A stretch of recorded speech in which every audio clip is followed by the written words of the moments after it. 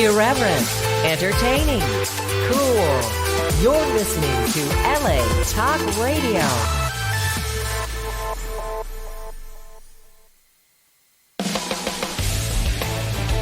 All right. Let's do You're listening to Amber Lynn, Rock N Sexxxy Uncensored, only on LA Talk Radio. Woohoo!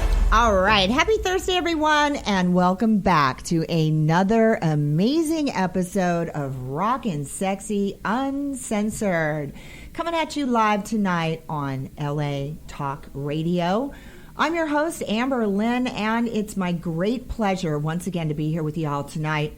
RNSU has been working overtime again, taking the airwaves by storm with exciting guests and co-hosts from the music, movie, and entertainment worlds, each more exciting. And folks, this week is no exception. We have yet another epic show lined up for our listeners again tonight. Not only is tonight's guest an amazing band, but I have history here, which makes it really, really fucking cool. Originating from my own hometown of Orange, California, where some great artists, TSOL, Cadillac Trance, Agent Orange, Former Humans launched in the summer of 2012. They recorded their highly acclaimed debut EP at Kitten Robot Studios under the guidance of legendary music producer Paul Rosler and co-produced by, I think it's Robert Doozy, but you can definitely correct me, for Angular Music Studios. Then legendary guitarist Mark Gemini Thwaite produced a remix of the band's single Heaven's Gate.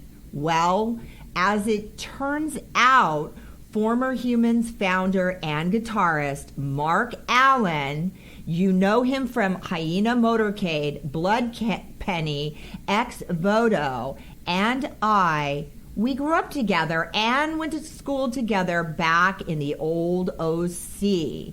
Please welcome our music guest for tonight's show, former Humans guitarist, Mark Allen. Hey, Amber. Woo-hoo. This is so fun. I'm so glad you invited me on this show. Thank you so much. God, I'm so glad to have you here, Mark. This is amazing, and it's going to be like a journey. Yeah. So I think my first question for you is it weird to call me Amber?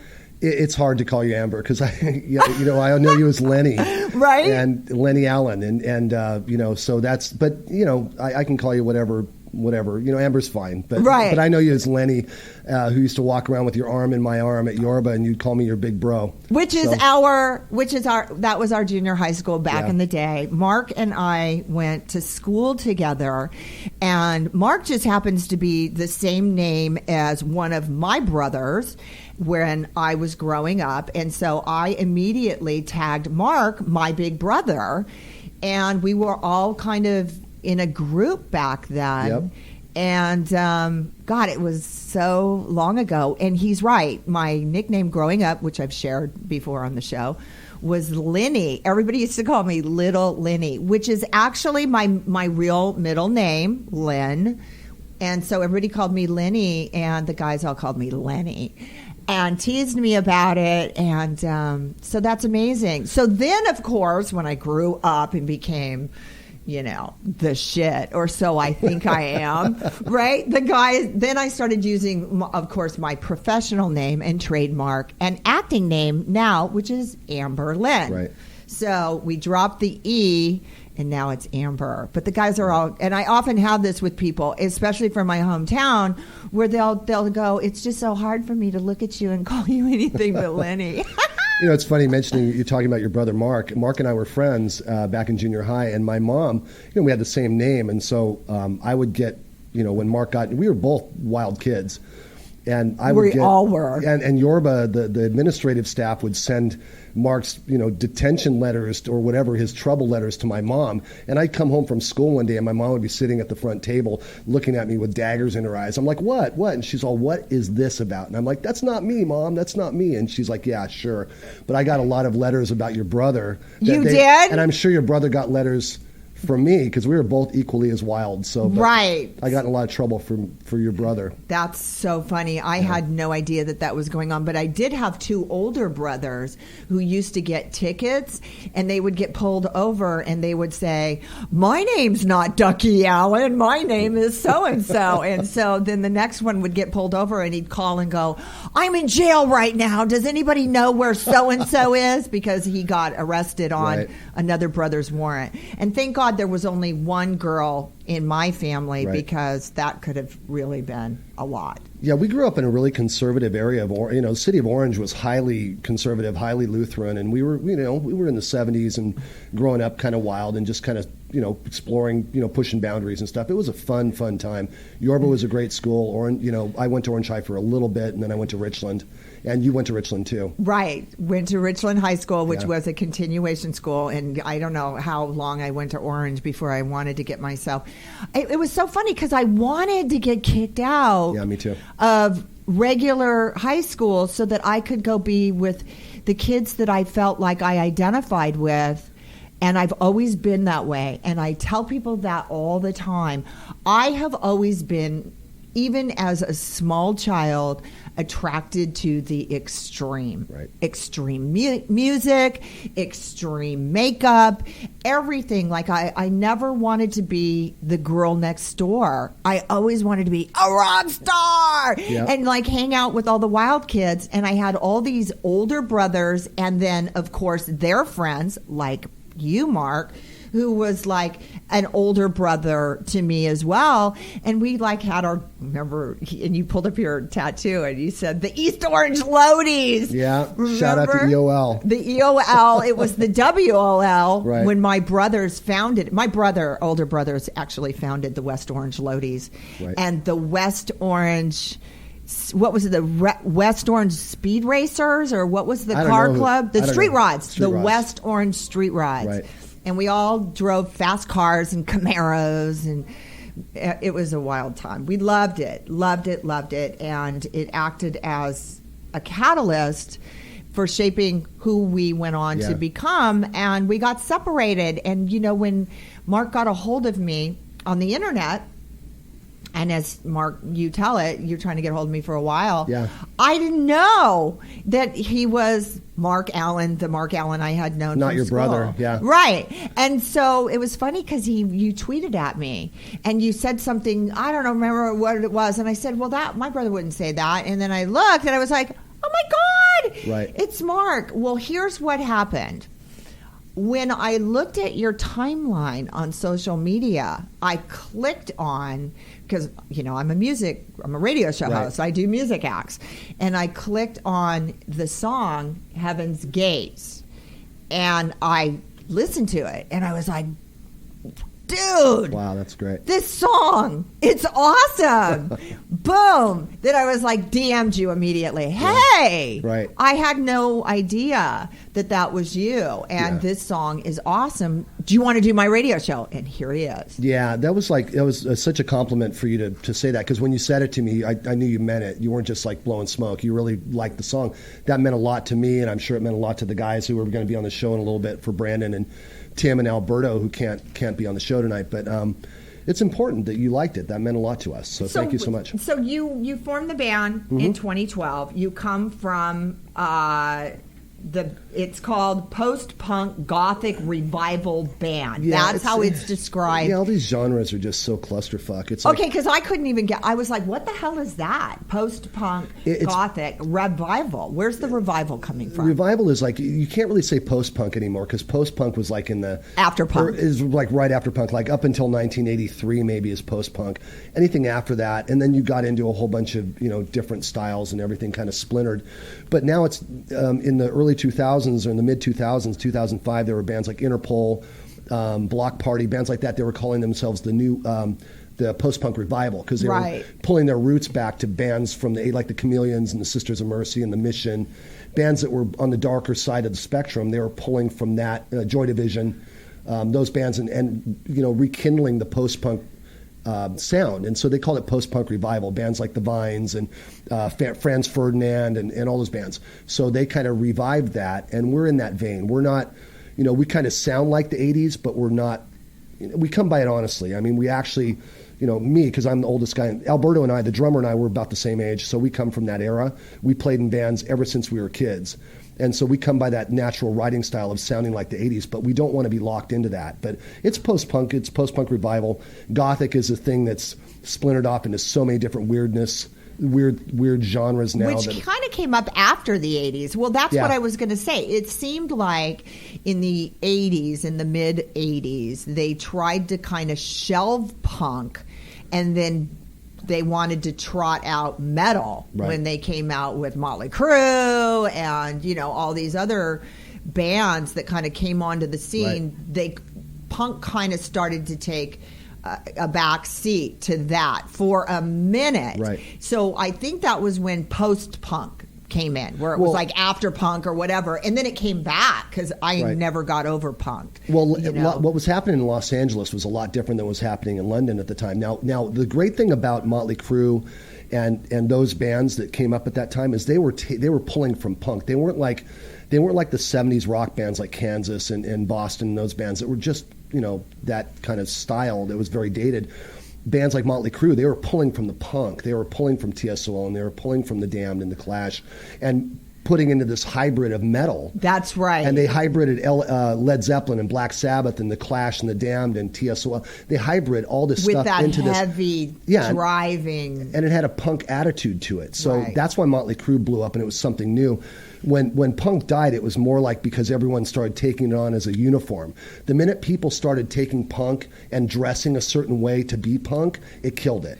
So it was very short-lived. I think so. I agree. Yeah. I agree with you there too. And as a matter of fact, back in Orange County, back in the day, I was driving in my car with a girl who was my best friend at the time.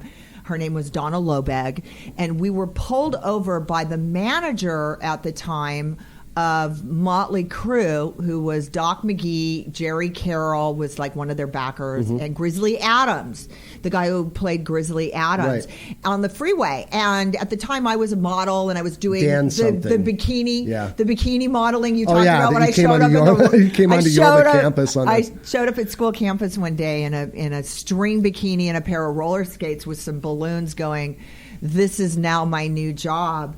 And well, the rest is history, folks. But what happened was they pulled me over and they said, "Hey, have you ever heard of Motley Crue?" And I was like, "Oh, shit, yeah."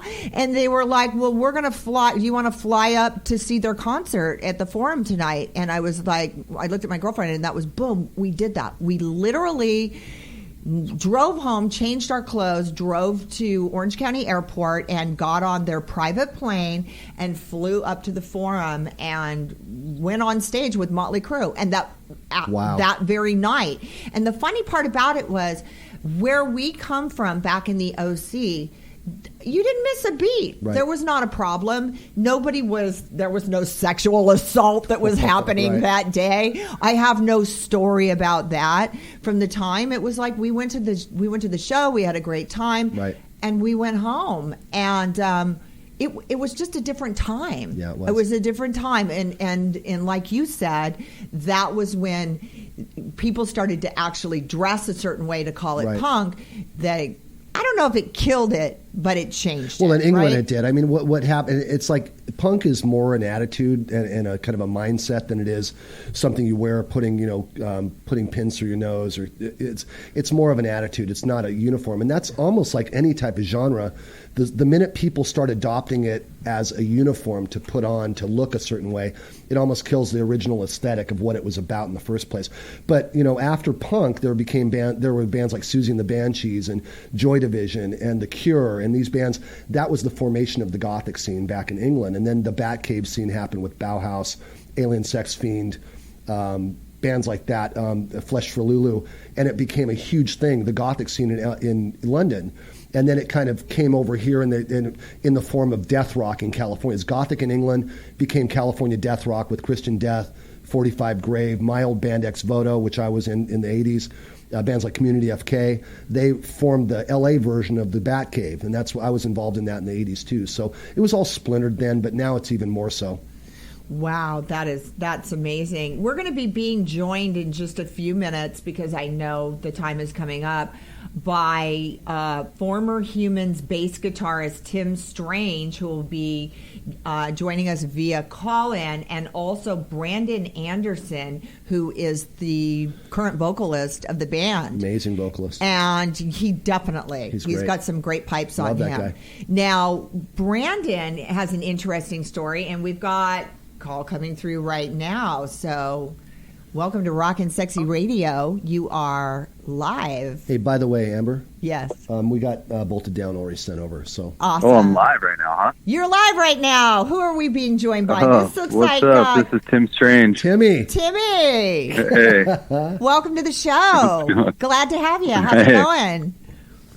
It's going good. Can you guys hear me okay? Yeah, we can hear buddy. you great. So can the rest of the world. Okay, cool. Yeah. So right we were on. just chatting here, and coming in on the line right now, it looks like right on time. Welcome to Rock N Sexxy Radio. You're live. Brandon, is that you? Hello? Brandon. Hello.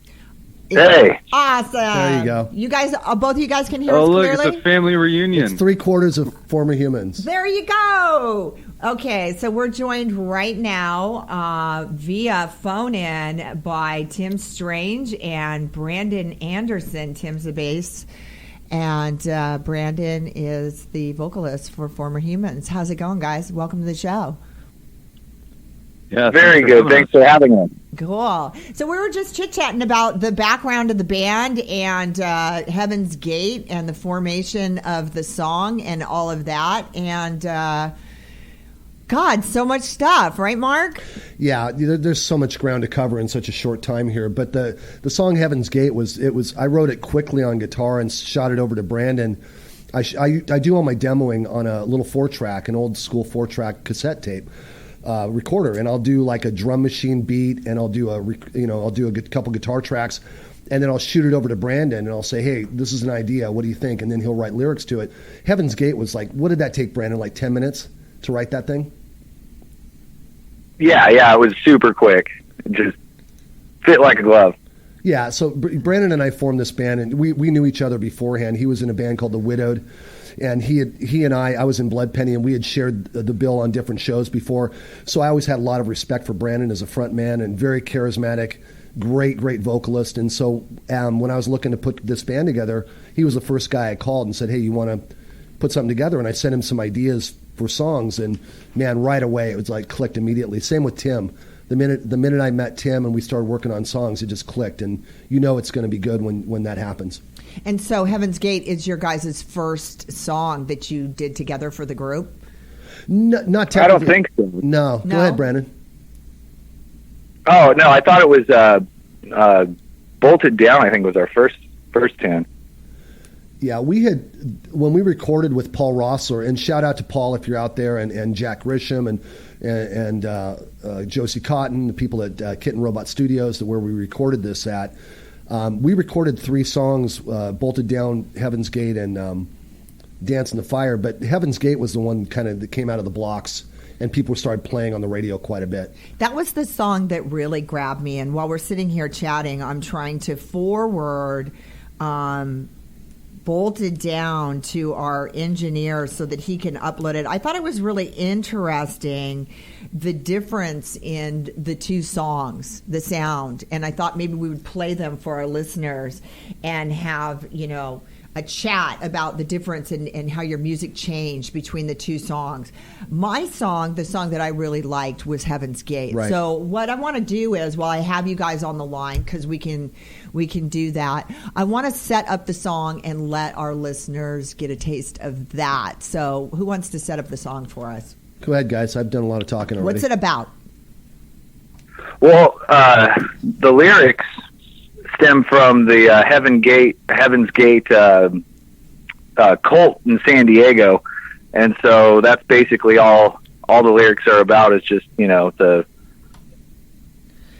cult, I guess. The cult that was in San Diego that I guess everybody wore the white tennis shoes. They kind of busted them. Wasn't it back in the 90s? Yeah, the 90s. They had the Adidas shoes or whatever. What were they, Brandon? What were they? It was Nike shoes.